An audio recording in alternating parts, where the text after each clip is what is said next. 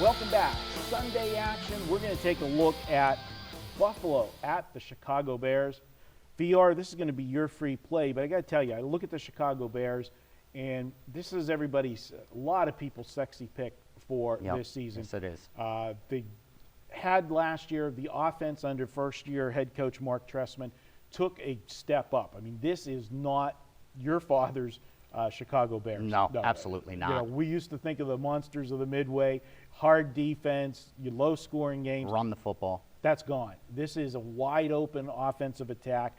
They gave Jay Cutler a ton of money. I got to question that one. I know a lot of people question Andy Dalton's contract. You know, Jay Cutler, this is a guy that has not stayed healthy for the last several years. He gets hurt, and, you know, the team then struggles when he goes out. But if he's healthy, this offense rolls, and last year they were doing well until the injuries on both losing Cutler, and they had a lot of defensive injuries last year. Yeah, this was the number 8 offense in all the NFL, and let's not forget, Cutler missed 5 games. So you don't have your starting quarterback, and still you have the stats to be a top 10 offense in the National Football League.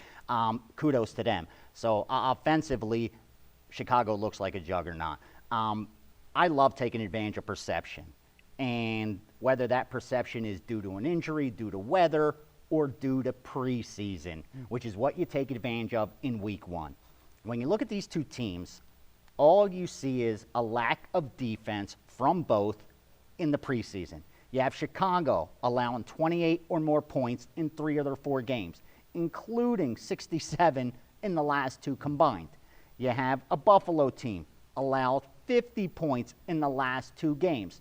Here's the problem. When you listen to what Trestman said, he admits to not game planning at all. So throw preseason out the window. Unfortunately, or fortunately for us, the public doesn't throw preseason out the window. And that's how you take advantage of perception. So I was not surprised when I was informed that this was a true steam position on the under. Was 48.5. I even saw 49s, now down as low as 47.5, even 47. I can confirm it's a true steam position on the under, and I have to agree with that move, Marco. And for me, it's simple. I made my true line 45. I'm looking to take advantage of the perception gained because of the preseason, and I always say this, you need 2 teams to score for an over, and I don't see a lot of scoring coming out of this Buffalo team. Yeah, and to touch upon what you're saying with the preseason, BR, most coaches don't game plan in the preseason.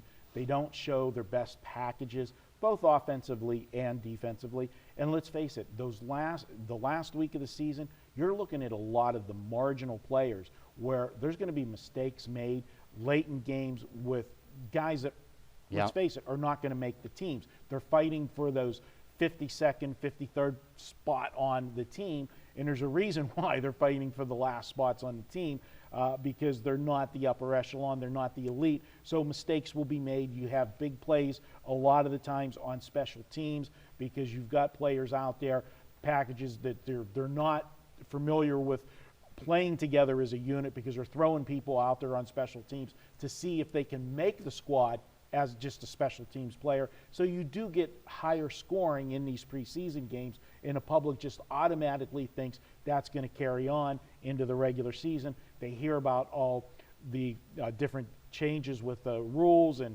calling penalties. They will do that more exaggerated in the preseason to set the tone. Agree. We saw that in college basketball last season where everybody was overreacting right away that there was going to be all these overs with the college basketball. You weren't going to have the low-scoring games and such. And then everything adjusts itself as time because Vegas is going to bring the number to where it should be. But right now, as you said, public perception is ruling the day. And I got to ask you, you're a guy that follows the steam, follows the market. The public generally is going to bet overs. And these are 2 teams that, like you said, the points were saying high-scoring games. So the public's going to come in and look at the over in the game. And I'm already seeing that the Sharps come in and took the under.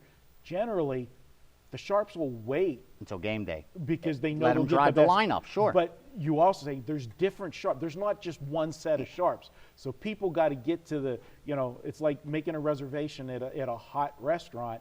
Everybody wants to get there, If everybody waits too long, somebody's going to get there Yeah, first. the betting syndicates aren't calling each other on speakerphone and saying, okay, now let's bet it all together. It's everybody's fighting for the best number.